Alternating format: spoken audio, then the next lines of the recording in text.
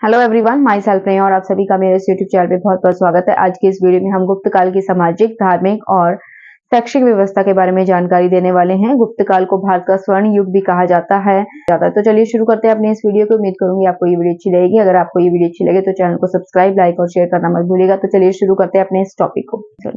तो चलिए शुरू करते हैं अपने इस टॉपिक को। सबसे पहले हम पढ़ेंगे सोशल कंडीशन, यानी कि सामाजिक स्थिति किस प्रकार की थी। गुप्त काल की सामाजिक स्थिति।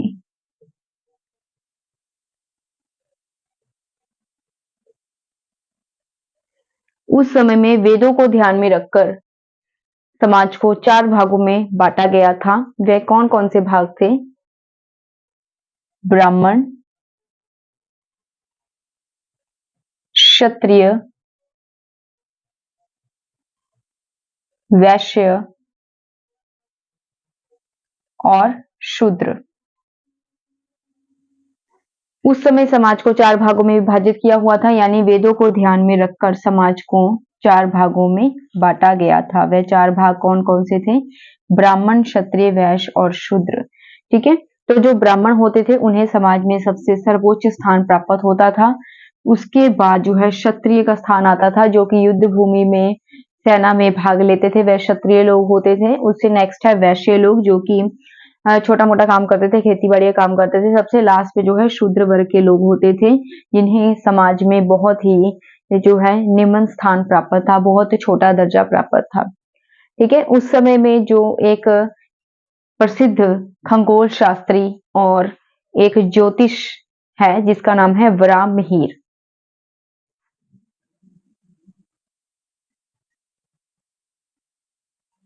वराहमिहिर जो कि एक ज्योतिष भी है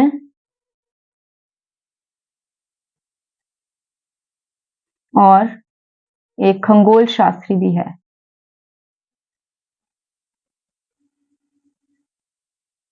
ठीक है, तो वराहमिहिर के अनुसार उस समय ब्राह्मण के लिए जो है 5 कमरों की व्यवस्था होनी चाहिए थी। क्षत्रियों के लिए 4 कमरों की व्यवस्था होनी चाहिए थी। वैश्य के लिए जो है 3 कमरों की व्यवस्था होनी चाहिए थी। और जो शूद्र कैटेगरी के लोग थे, जो जिनके समाज में सबसे निम्न दर्जा प्राप्त था, उनके लिए 2 कमरों की व्यवस्था होनी चाहिए थी। ठीक है, जो वराहमिहिर है इसने अपनी कुछ रचनाएं भी लिखी हैं, जैसे कि ब्रज जातक,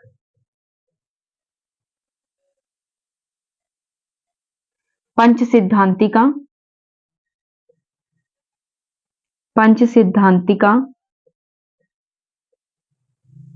तथा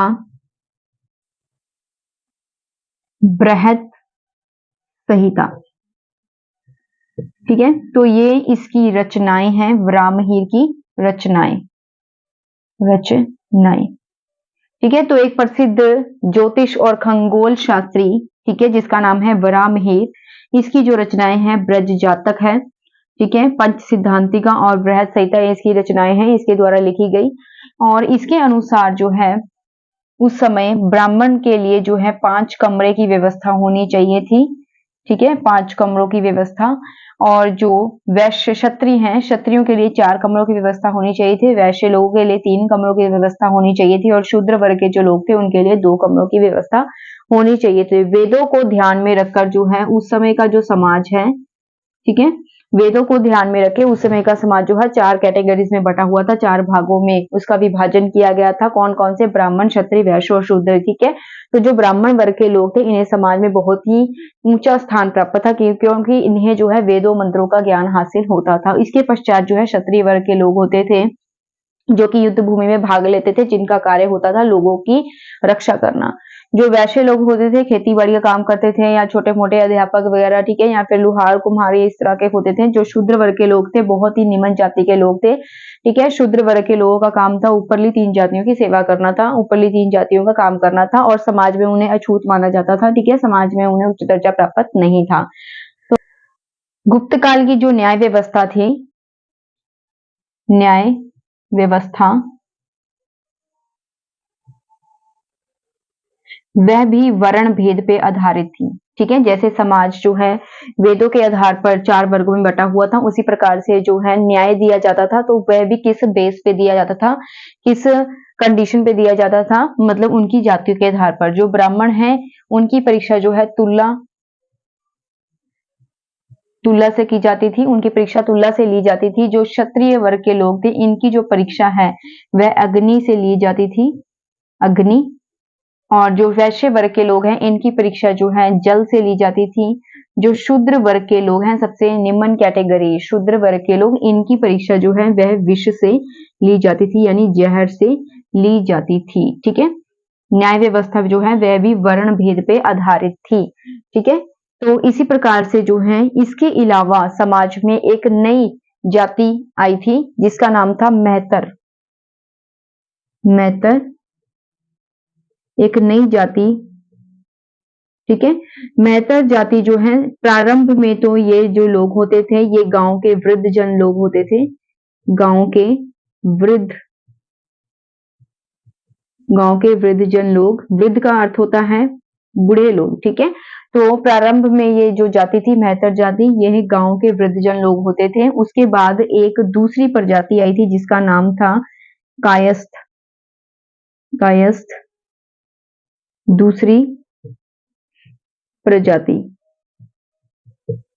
जो कि लिपिक का कार्य करती थी। लिपिक का कार्य, आज की भाषा में इसे क्लर्क कहा जाता है। क्लर्क। ठीक है, जो कायस्थ जाति थी यह लिपिक का कार्य करती थी, यानी कि जो कार्य आज क्लर्क करता है वही कार्य जो है लिखत पढ़त का कार्य करता था। कौन? जो दूसरी प्रजाति थी जिसका नाम था कायस्थ वह। ठीक है, और इस बात की जानकारी यानी कि कायस्थ जो दूसरी प्रजाति थी, इस बात की जानकारी हमें कहां से मिलती है? याज्ञवल्क्य स्मृति से। याज्ञवल्क्य स्मृति से इस बात की जानकारी मिलती है।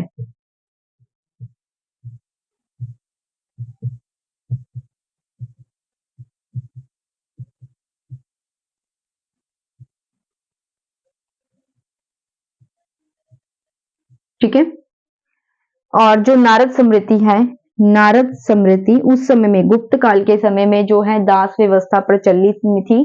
ठीक है, दास व्यवस्था,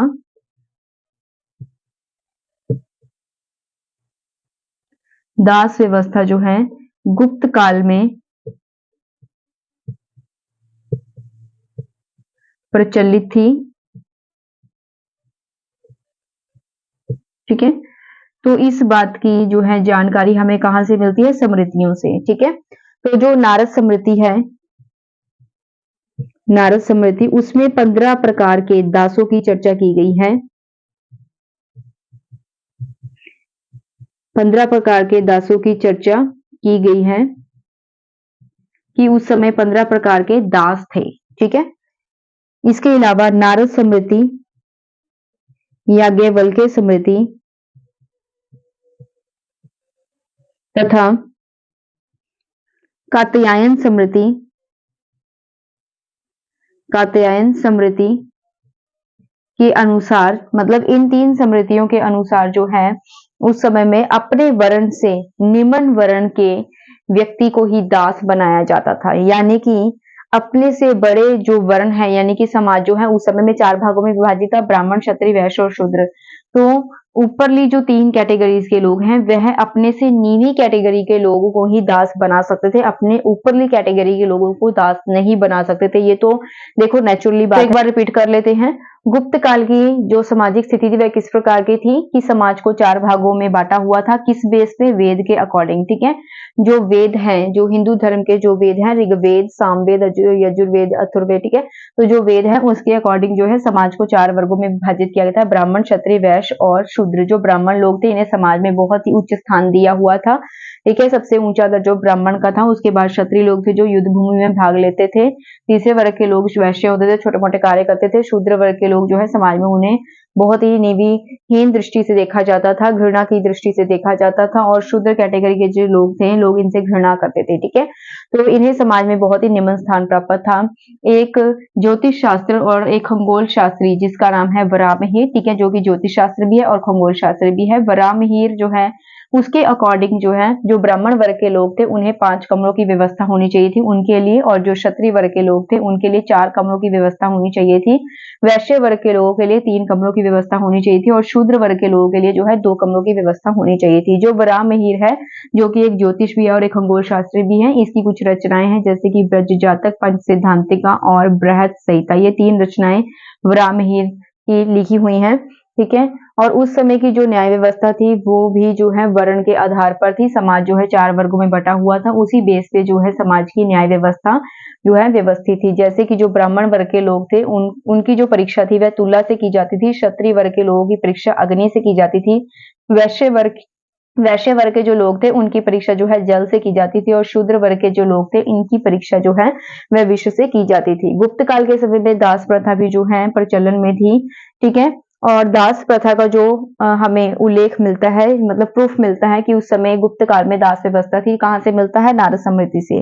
जो नारद समृद्धि है उसमें 15 प्रकार के दासों की चर्चा की गई है, यानी कि उस समय में 15 प्रकार के दास होते थे अलग अलग टाइप्स के, ठीक है। तो टाइप्स बता रखिए कि उस समय में 15 टाइप्स के दास होते थे, ठीक है। तो नारद समृद्धि, याज्ञवल्क्य समृद्धि और कात्यायन समृद्धि के अकॉर्डिंग जो है अपने से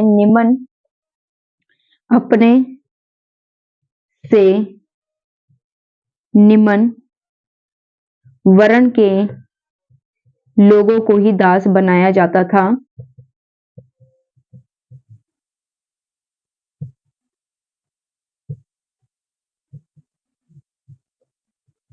ठीक है, तो अपने से निम्न वर्ग के लोगों को ही दास बनाया जाता था। और उस समय में मेहतर नामक एक नई प्रजाति जो है सामने आई थी। तो प्रारंभ में तो ये जो प्रजाति थी गांव के वृद्धजन लोग होते थे, गांव के जो बूढ़े लोग होते थे उन्हें ही कहा जाता था, ठीक है। इसके अलावा एक दूसरी प्रजाति सामने आई थी जिसका नाम था कायस्थ, ठीक है। कायस्थ कौन होते थे? जो कि लिपिक का कार्य करते थे, यानी लिपिक मतलब लिखत पढ़त का कार्य करते थे। तो आज के समय में वे क्लर्क जो कार्य करते थे वही काम करते थे, ठीक है। तो कायस्थ जो प्रजाति है, इस बात की पुष्टि हमें कहाँ से होती है कि उस समय में कायस्थ नामक एक दूसरी प्रजाति थी याज्ञवल्क्य समिति से, क्योंकि याज्ञवल्क्य समिति में इस बात की हमें जानकारी मिलती है कि उस समय एक दूसरी प्रजाति जिसका नाम था कायस्थ वह भी मौजूद थी। तो आपको इतना समझ आया होगा, आगे पढ़ते हैं। तो समाज में एक विवाह व्यवस्था भी थी, ठीक है। उस समय में अगर हम विवाह की बात करते हैं, विवाह, तो उस समय में 2 प्रकार के विवाह थे समाज में, ठीक है। कौन कौन से? अनुलोम विवाह और प्रतिलोम विवाह, ठीक है। तो ये 2 प्रकार के उस समय में विवाह थे, प्रतिलोम और अनुलोम, ठीक है। तो जो प्रतिलोम विवाह था समाज में इसे घृणा की दृष्टि से देखा जाता था, ठीक है। और जो अनुलोम विवाह था तो समाज में यह प्रचलन में था, ठीक है, प्रचलन में था, यानी कि ट्रेंड था समाज के अंदर अनुलोम विवाह का, ठीक है। और प्रतिलोम विवाह जो थी इसे घृणा की दृष्टि से देखा जाता था। प्रतिलोम विवाह में क्या होता था कि कोई भी महिला जो थी, उच्च जाति की महिला, ठीक है, निम्न जाति के व्यक्ति से शादी करती थी। उच्च जाति की महिला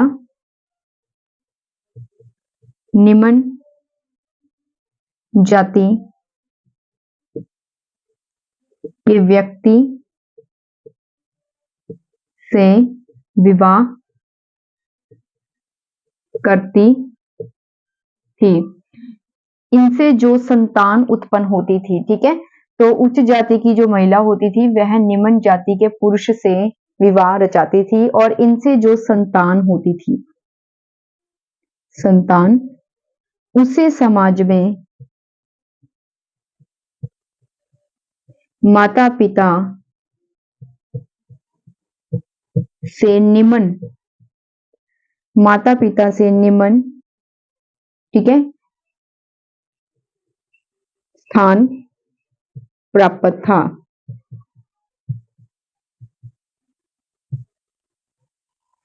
फॉर एग्जाम्पल के तौर पर चांडाल।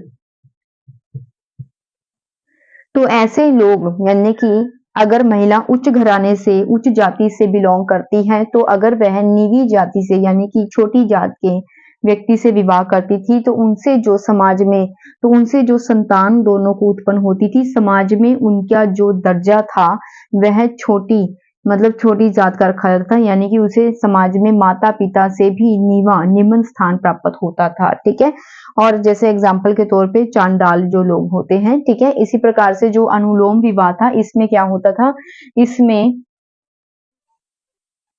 इसमें अपने वर्ण से निचले वर्ण के व्यक्ति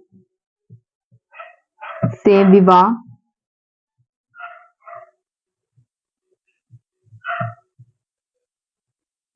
करवाना। ठीक है, अगर कोई अपने वर्ण से निचले वर्ण के व्यक्ति से विवाह करवाता था, ठीक है, तो अनुलोम विवाह उसे कहते थे। और इसके दौरान जो इन्हें संतान उत्पन्न होती थी,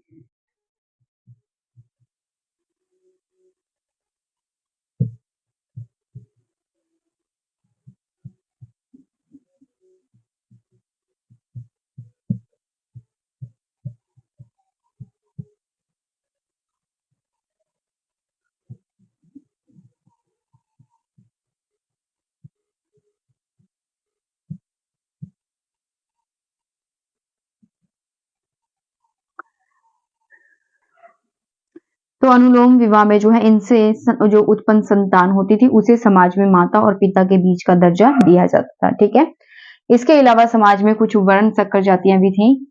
वर्ण शक्कर जातियां, ठीक है, वर्ण शक्कर जातियां कौन सी होती थी, जैसे चांडाल। तो चांडाल किसे कहा जाता था, अगर शूद्र पुरुष किसी ब्राह्मण कन्या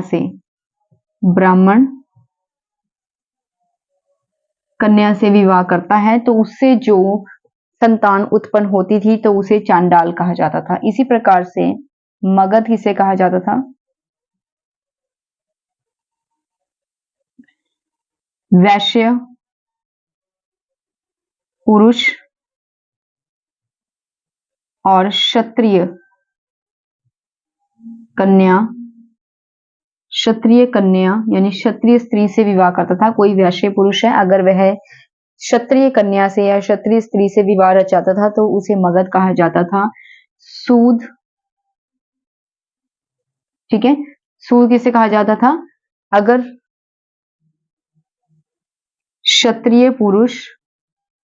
क्षत्रिय पुरुष ब्राह्मण स्त्री से विवाह करता था तो उसे सूद कहा जाता था। ठीक है, इसी प्रकार से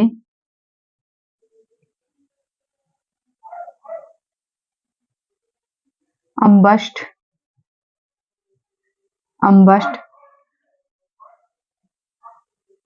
इसमें ब्राह्मण पुरुष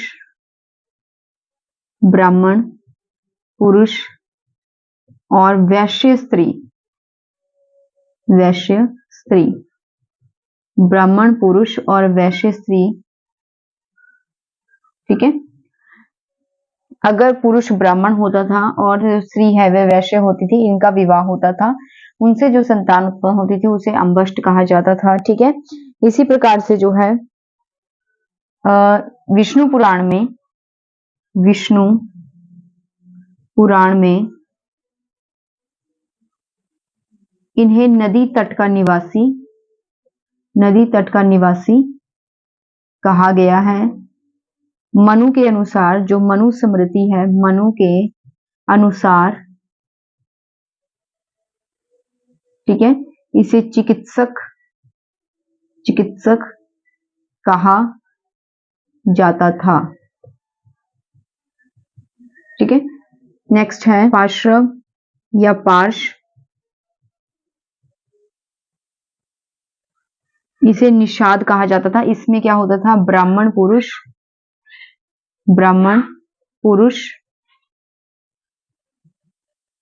और शूद्र स्त्री होती थी, शूद्र स्त्री, ठीक है। इसका जो प्रूफ है, यानी कि पुराणों में इस बात का जिक्र किया गया है पार्श्व और पार्श का, जिसमें ब्राह्मण पुरुष होता था और शूद्र स्त्री होती थी जो विवाह रचाते थे, ठीक है। इसकी जानकारी हमें मिलती है पुराणों से, और इसे निषाद कहा जाता था, निषाद, ठीक है। जब ब्राह्मण पुरुष और शूद्र स्त्री विवाह रचाते थे तो उसे निषाद कहा जाता था। इनका कार्य था नाव चलाना, ठीक है, नाव चलाने का कार्य करते थे। नेक्स्ट है उग्र। इसमें वैश्य पुरुष और शूद्र कन्या, ठीक है। तो इनसे जो संतान उत्पन्न होती थी उसे कहा जाता था उग्र, ठीक है, जिसमें वैश्य पुरुष होता था और शूद्र कन्या होती थी जो विवाह की जो कार्य था उसे संपन्न करते थे। तो एक बार हम रिपीट कर लेते हैं। सबसे पहले सामाजिक स्थिति में उस समय जो है विवाह जो है दो प्रकार के होते थे, प्रतिलोम विवाह, ठीक है, और अनुलोम विवाह। जो प्रतिलोम विवाह था उसे घृणा की दृष्टि से देखा जाता था, समाज में उसे उसका आदर सम्मान नहीं किया जाता था, ठीक है।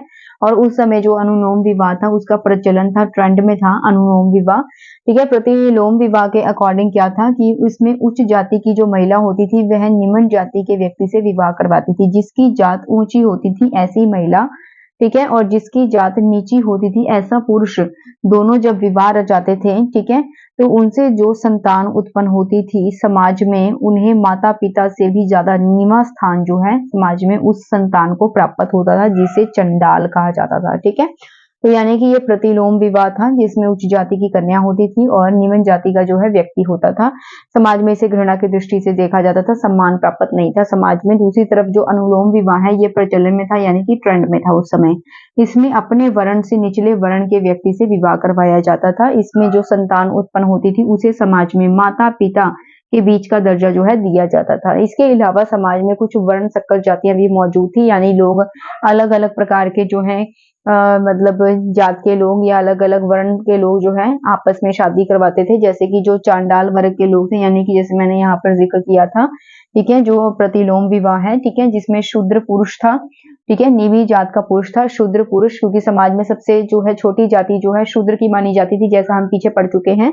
और जो ब्राह्मण था, सबसे समाज में ब्राह्मण जो है उन्हें सम्मानजनक स्थान प्राप्त था, सबसे ऊंचा स्थान समाज में ब्राह्मण जाति का होता था। तो ब्राह्मण वर्ग की कन्या अगर शूद्र वर्ग के पुरुष से शादी करती थी, ठीक है ना, तो उससे संतान जो उत्पन्न होती थी उसे चांडाल कहा जाता था। इसके साथ ही अगर वैश्य पुरुष होता था, ठीक है, और क्षत्रिय कन्या होती थी, अगर आपस में जो वह शादी करते थे तो उससे जो संतान उत्पन्न होती थी उसे मगध कहा जाता। इसी प्रकार से अगर क्षत्रिय पुरुष होता था और ब्राह्मण स्त्री होती थी, अगर दोनों विवाह रचाते थे तो उसे सूत कहा जाता था।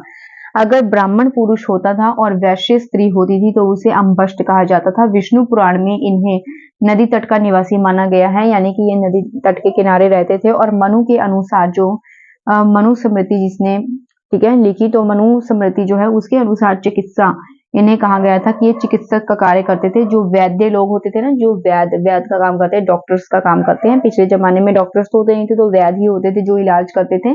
तो विष्णु पुराण के अकॉर्डिंग जो है नदी तट का इन्हें निवासी माना गया और मनु के अनुसार ये चिकित्सक होते थे, यानी कि वैद्य होते थे, ठीक है।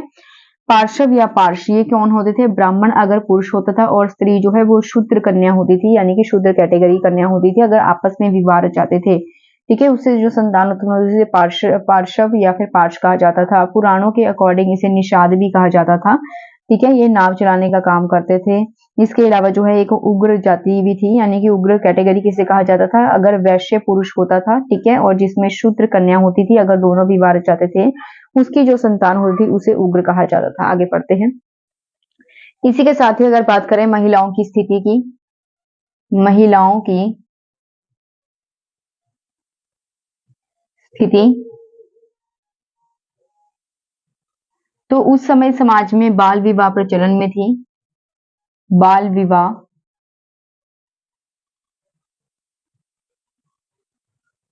प्रचलित थी, यानी कि बचपन में ही जो है बच्चों की शादी करवा देते थे। ठीक है, इसके अलावा महान कवि कालिदास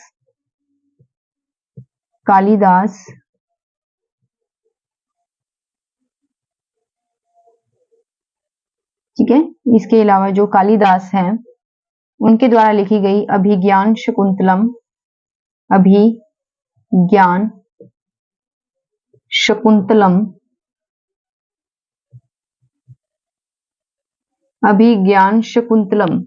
कालिदास ने जो अभिज्ञान शकुंतलम लिखी उसमें अवगुठन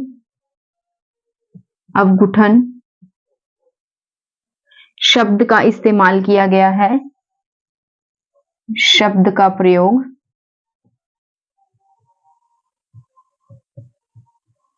ठीक है किया गया है, जिसका अर्थ है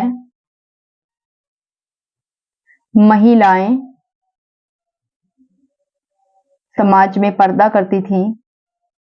ठीक है, जो महिलाएं थी वह समाज में या फिर परिवार में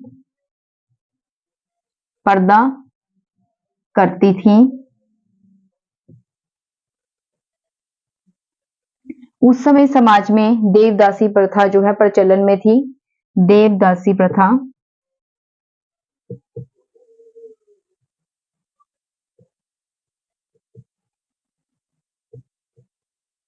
इस बात का जिक्र हमें कहां से मिलता है? कालिदास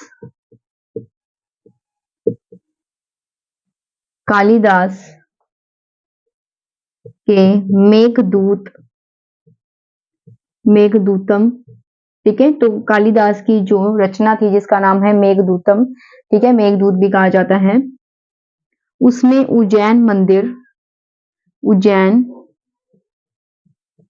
मंदिर में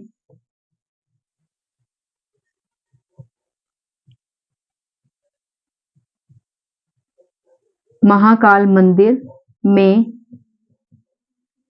रखी जाने वाली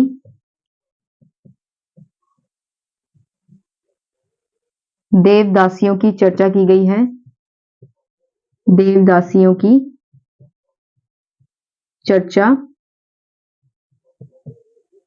की गई है।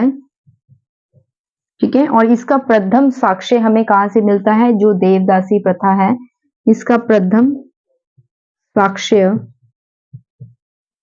हमें कहां से मिलता है? बनारस के पास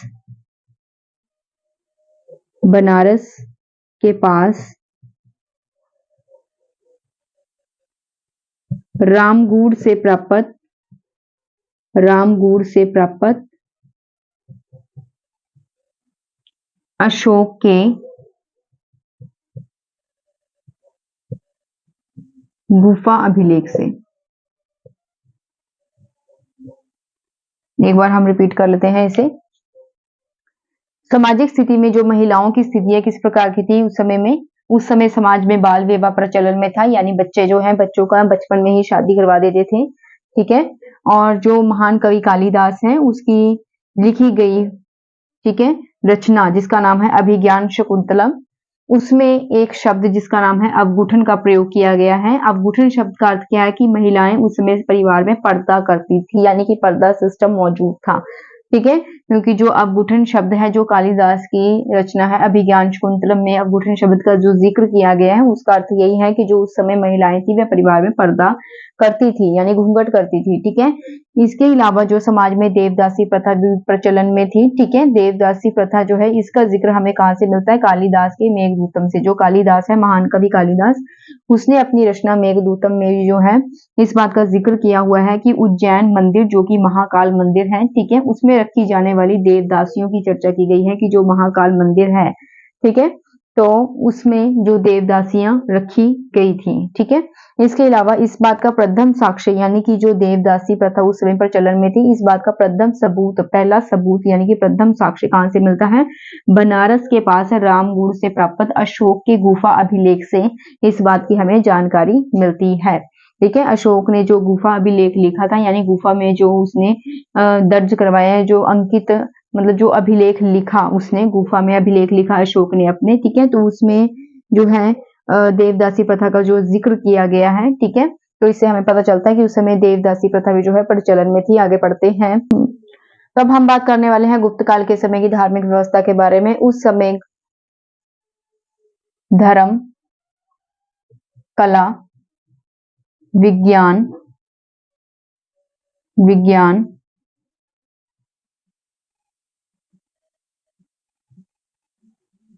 साहित्य के क्षेत्र में विकास हुआ,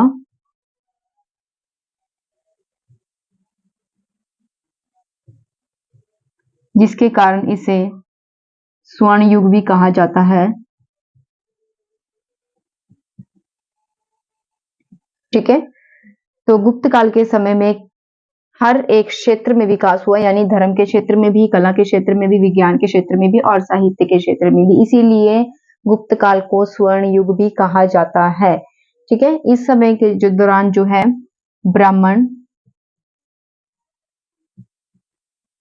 ब्राह्मणवाद का उदय हुआ, जिसके दौरान मंदिर मूर्तियों का निर्माण हुआ।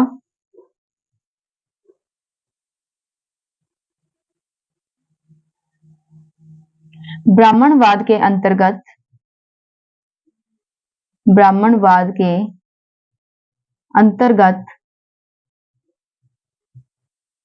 अंतर्गत विष्णु धर्म यानी कि वैष्णव धर्म प्रचलन में आया।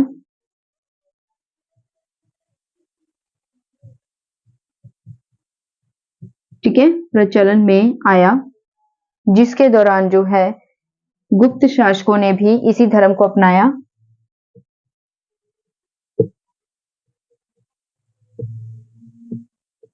गुप्त शासकों ने भी इसी धर्म को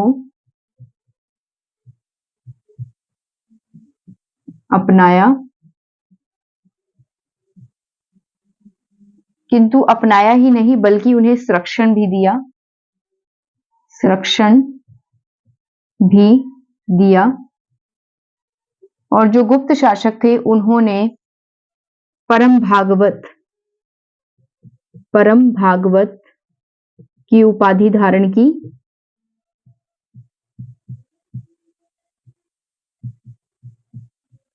जिसके दौरान उन्होंने सिक्के जारी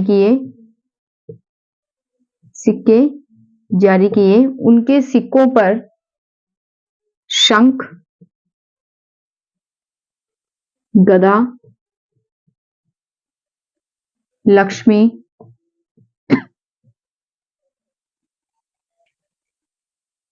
चक्र, गरुड़ की आकृति बनी होती थी। ठीक है, इन्होंने धर्म प्रचार के लिए, जो गुप्त वंश के शासक थे, धर्म प्रचार के लिए इन्होंने दक्षिण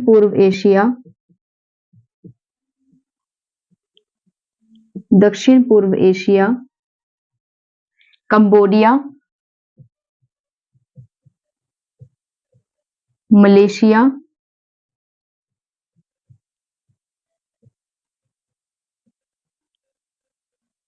इंडोनेशिया,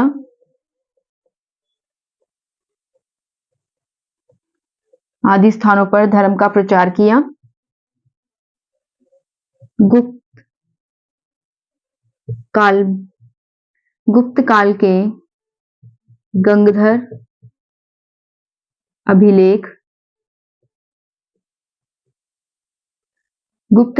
गंगधर अभिलेख में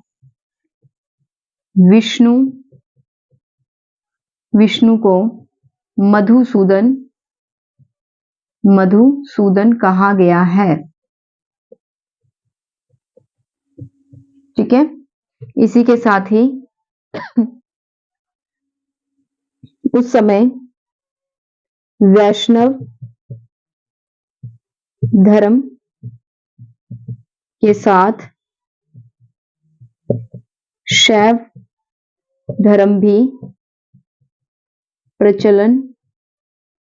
प्रचलित हुआ। इस समय दो जैन सभाएं हुई थी मथुरा में 313 ईस्वी और वलंभी में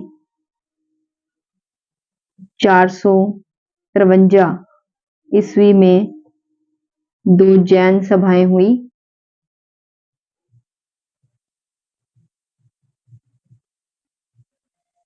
ठीक है। इसी के साथ ही गुप्त काल में कुमारगुप्त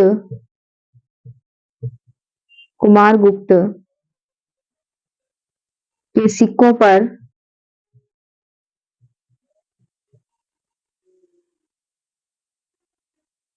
गरुड़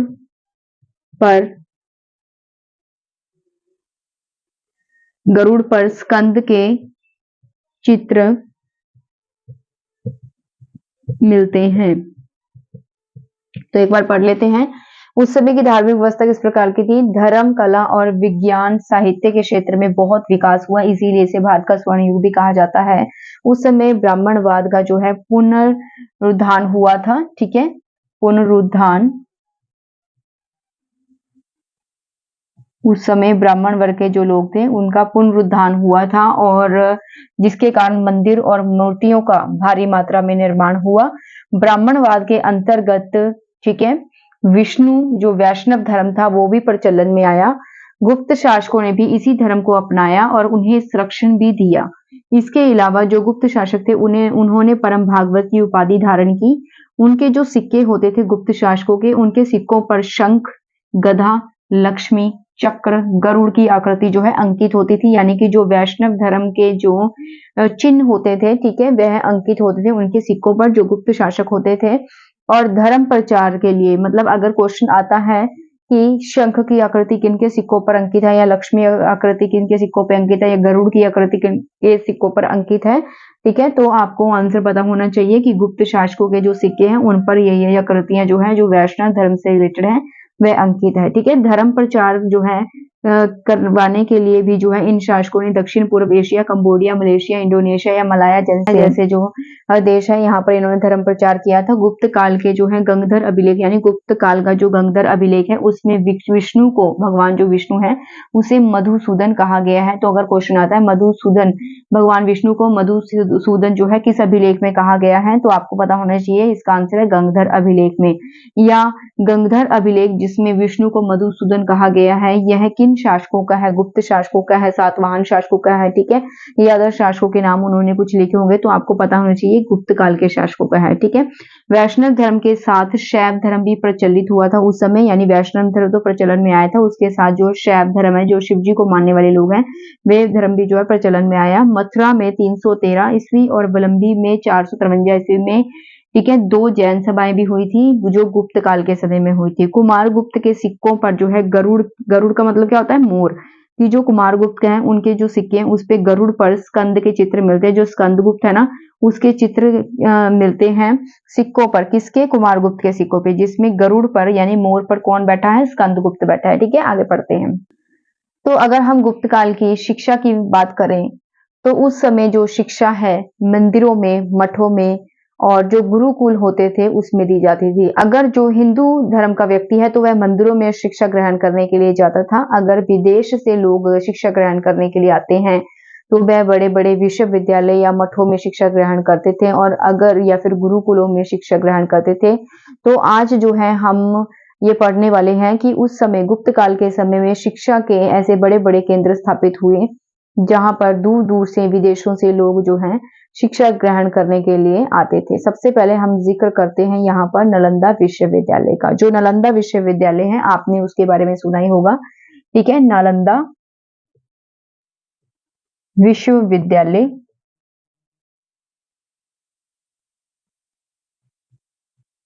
तो जो नालंदा विश्वविद्यालय है, ठीक है, दूर दूर से जो है विद्यार्थी यहाँ पर शिक्षा ग्रहण करने के लिए आते थे। और जो नालंदा विश्वविद्यालय है, चीनी यात्री ह्यून-सांग के अनुसार, चीनी यात्री ह्यून-सांग के अनुसार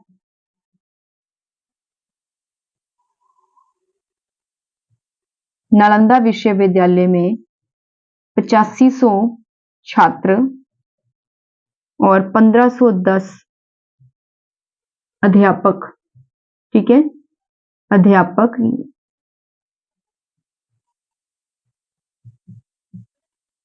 होते थे। विदेशों से विद्यार्थी जो है यहाँ पर शिक्षा ग्रहण करने के लिए आते थे। इसका जो संस्थापक है कुमारगुप्त, गुप्त वंश का जो शासक है कुमारगुप्त, ठीक है, यह इसका संस्थापक माना जाता है, ठीक है। कुमारगुप्त को इसका संस्थापक माना जाता है और ये भी माना जाता है कि कुमारगुप्त के पश्चात जो बाद के शासक हुए थे तो उन्होंने इसे संरक्षण दिया, दान दिया, जिसके कारण हर्षवर्धन, जो शासक हर्षवर्धन है, उसके समय में यह हर्षवर्धन के समय यह बहुत प्रसिद्ध हो गया। हर्षवर्धन के समय यह बहुत प्रसिद्ध हो गया और इसकी ख्याति दूर दूर तक फैल गई, ठीक है। जो प्रसिद्ध चीनी यात्री है उसने भी यहाँ पर, यानी कि कौन सा चीनी यात्री, ह्यून-सांग, जो कि हर्षवर्धन के समय में आया था। ह्यून-सांग जो है उसने भी यहाँ पर कई सालों तक शिक्षा ग्रहण की थी। इसके अलावा कई जो मतलब महान शिक्षक हुए हैं, जैसे कि तो इस विश्वविद्यालय में चाणक्य, नागार्जुन, दिग्गज जैसे महान शिक्षक हुए थे, ठीक है, जिनके कारण इस विश्वविद्यालय ने बहुत ख्याति प्राप्त की थी, ठीक है। यहाँ पर तो प्रसिद्ध चीनी यात्री ह्यून-सांग के अनुसार यहाँ पर लंका, चीन, जापान,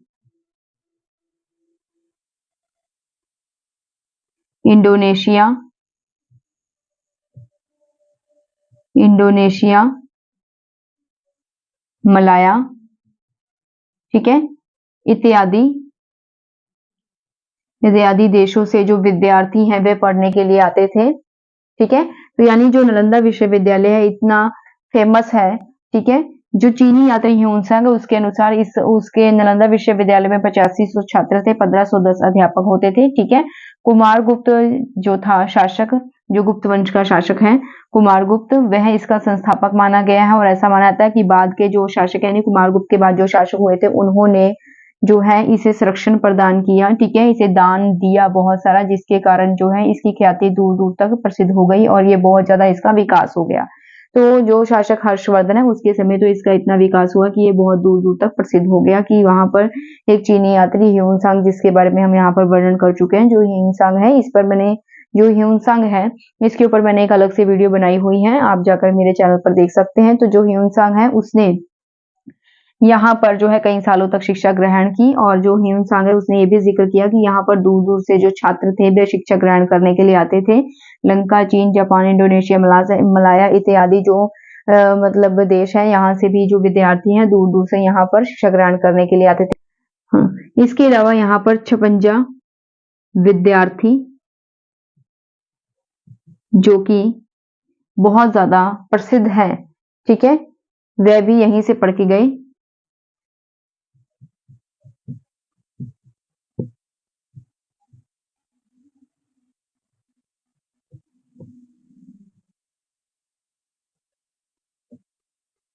ठीक है, उन्होंने भी यहीं से शिक्षा ग्रहण की थी। अब बात करते हैं हम विक्रमशिला की। विक्रमशिला, तो जो विक्रमशिला विद्यालय है, ठीक है, इसके बारे में हम अब जिक्र करते हैं। अब बात करते हैं विक्रमशिला की। जो विक्रमशिला विश्वविद्यालय है, ठीक है, यह पाल शासक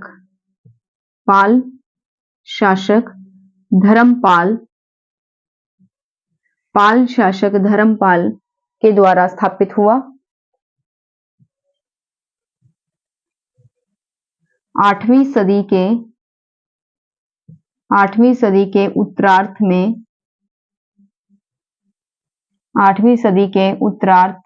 में स्थापित हुआ।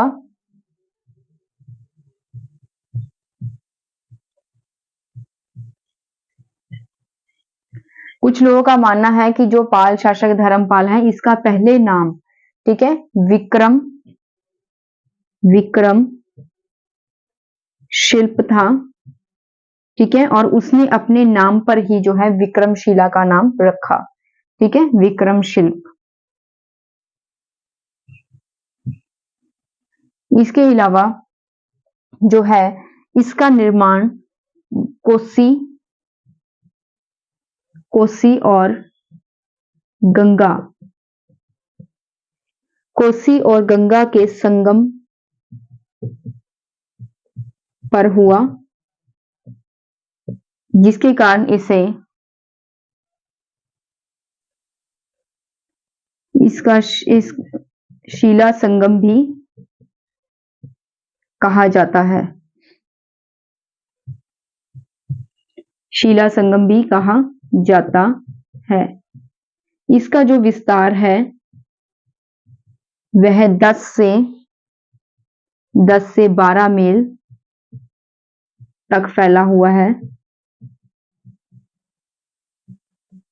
ठीक है, इसका विस्तार 10 से 12 मील तक फैला हुआ है।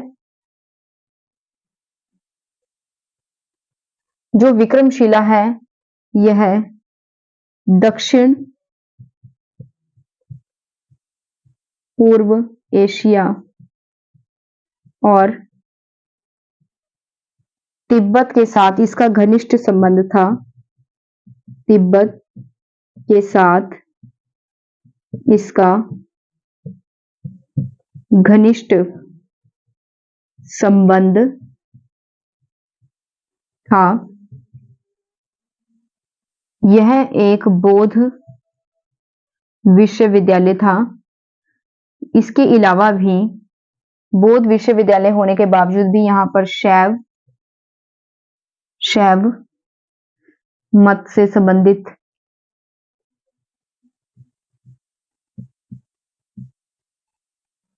भी शिक्षा दी जाती थी, ठीक है। और यहाँ पर इसका जो अंत है, विक्रमशिला विश्वविद्यालय का अंत 1202 से 4 ईस्वी में हुआ, जब तुर्की आक्रमण के दौरान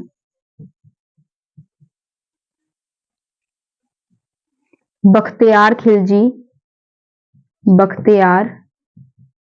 खिलजी ने इसे ध्वस्त किया, ठीक है। तो एक बार रिपीट कर लेते हैं। शिक्षा और शैक्षिक व्यवस्था के अकॉर्डिंग सबसे पहले है नालंदा विश्वविद्यालय के बारे में हम जानकारी देते हैं। नालंदा विश्वविद्यालय में यहाँ पर एक चीनी यात्री जिसका नाम है ह्यूनसांग, उसके अनुसार यहाँ पर 8500 छात्र थे और 1510 यहाँ पर अध्यापक होते थे पढ़ाने के लिए, ठीक है। और कुमार शासक जो कि गुप्त शासक हैं, जिसका नाम है कुमार गुप्त, वो इसका संस्थापक माना जाता है। जो नालंदा विश्वविद्यालय है उसी के ह्यूनसांग के अनुसार कुमार गुप्त जो है इसका संस्थापक था, और जो गुप्त वंश के शासक थे इसे संरक्षण भी देते थे। कुमार गुप्त के पश्चात जो शासक हुए थे उन्होंने कई दान भी दिए, जिसके कारण जो धीरे धीरे इसका विकास होता गया और बाद में ये इतना प्रसिद्ध हो गया, यानी कि हर्षवर्धन के समय में इतना प्रसिद्ध हो गया कि इसकी ख्याति दूर दूर तक फैल गई, ठीक है। यहाँ से जो है लंका, चीन, जापान, इंडोनेशिया, मलाया इत्यादि जो है देशों से विद्यार्थी पढ़ाई करने के लिए आते थे। 56 विद्यार्थी जो बाद में बहुत प्रसिद्ध हुए थे यहीं से पढ़ के गए थे। इसके बाद है विक्रमशिला विश्वविद्यालय। यह है पाल शासक धर्मपाल के द्वारा 8वीं सदी के उत्तरार्ध में जो है स्थापित हुआ था, ठीक है। और विक्रम शिल्प यानी कि जो धर्मपाल है, ऐसा माना जाता है, कई लोगों का मानना है कि धर्मपाल का जो नाम है पहले विक्रम शिल्प था, जिसके नाम पर यानी कि उसने अपने नाम पर इसका नाम विक्रमशिला रखा, ठीक है। और ये जो विक्रमशिला है, यह कोसी और गंगा नदी जहां पर मिलती है, ठीक है, कोसी और गंगा नदी के संगम पर, संगम का मतलब होता है मिलना, जहां पर कोसी और गंगा नदी मिलती है वहां पर, ठीक है, इसका जो है मतलब निर्माण हुआ, वहां पर ये बनाया गया है, तो इसीलिए इसे शिला संगम भी कहा जाता है, ठीक है। इसका जो विस्तार है 10 से 12 मील तक फैला हुआ है और यह दक्षिण पूर्व एशिया और तिब्बत के साथ इसका घनिष्ठ संबंध जो है माना जाता है, ठीक है। ये एक बौद्ध जो है शिक्षा केंद्र है, लेकिन इसके बावजूद भी यहाँ शैव मत से रिलेटेड भी शिक्षा दी जाती है, ठीक है। इसके अलावा इसका जो अंत है 1202 से लेके 4 ईस्वी में हुआ था, ठीक है, क्योंकि तुर्की आक्रमणों ने जब यहाँ पर आक्रमण किया था, ठीक है, उसके दौरान बख्तियार खिलजी ने इसे पूरी तरह से ध्वस्त कर दिया, ठीक है, नष्ट कर दिया। आगे पढ़ते हैं। उस समय में वलंभी भी जो है बहुत ज्यादा प्रचलित था शिक्षा के लिए, ठीक है, तो चलिए वलंभी के बारे में पढ़ते हैं। तो उस समय वल्लभी जो है गुजरात के काठियावाड़, गुजरात के काठियावाड़ आधुनिक वल्ल नामक स्थान पर स्थित था।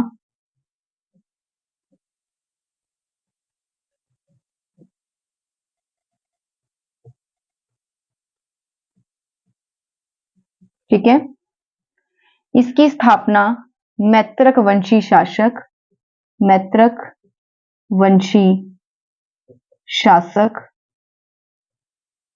भट्टारक ने की थी। भट्टारक,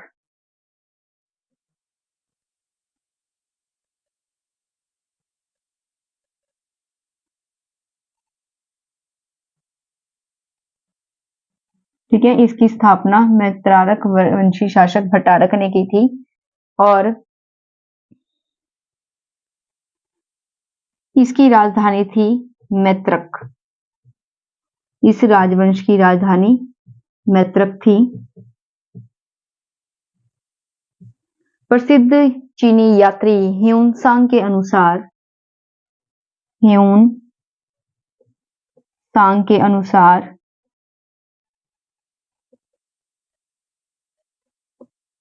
यहाँ 100 बौद्ध विहार थे, बौद्ध विहार, तथा 6000 हीन यानी भिक्षु निवास करते थे, भिक्षु निवास करते थे। नगर की परिधि 6 मील तक, 6 मील के घेरे में फैली हुई थी।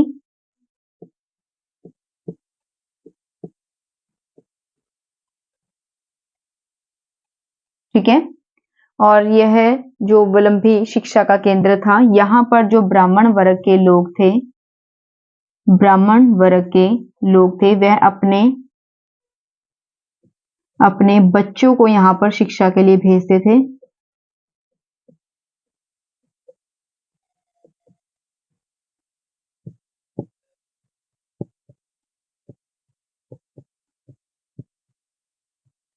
यह बौद्ध धर्म की शाखा हीनयान, ठीक है, बौद्ध धर्म की हीनयान शाखा से संबंधित था।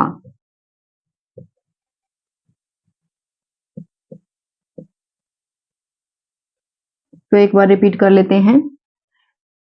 तो शैक्षिक व्यवस्था में जो वलंभी है, यह भी बहुत ज्यादा उस समय महत्वपूर्ण स्थान था, जहां पर छात्र जो है शिक्षा ग्रहण करने के लिए आते थे। गुजरात के यह जो स्थान है वलंभी, यह गुजरात के काठियावाड़, जो आजकल वल्ल नामक स्थान पर स्थित है, ठीक है, आधुनिक वल्ल नामक स्थान पर स्थित था। और यह मैत्रक वंशी शासक जिसका नाम है भट्टारक, उसने इसकी स्थापना की थी, ठीक है, वल्लभी नामक जो है इस शैक्षिक संस्था की। मैत्रक इसकी राजधानी थी। एक चीनी यात्री ह्यून-सांग के अनुसार यहाँ पर 100 बौद्ध विहार थे और 6000 हीन यानी भिक्षु निवास करते थे। यानी कि जो बौद्ध धर्म था उसे 2 भागों में बांटा गया था ना, हीनयान और महायान, ठीक है, इससे रिलेटेड भी मैंने वीडियो बनाई हुई है अपने मतलब जैन धर्म से रिलेटेड, आप जाकर मेरे चैनल पर देख सकते हैं। तो हीनयानी जो शाखा थी बौद्ध धर्म की, ठीक है, तो उसके जो 6000 मेंबर्स थे, यानी जो 6000 भिक्षु थे, ठीक है, वो यहाँ पर निवास करते थे। और इसकी जो परिधि है, यानी कि जो ये वलंबी क्षेत्र है, ये 6 मील घेरे में फैला हुआ था। ब्राह्मण वर्ग के जो लोग थे वे अपने बच्चों को यहाँ पर शिक्षा ग्रहण करने के लिए भेजते थे, और ये बौद्ध धर्म की जो हीनयान शाखा है उससे संबंधित था। तो आपको ये वीडियो कैसी लगी है मुझे कमेंट सेक्शन में जरूर लिखिएगा। आज की वीडियो में सिर्फ इतना ही। कल मिलते हैं किसी नेक्स्ट वीडियो में किसी नेक्स्ट टॉपिक के साथ। धन्यवाद।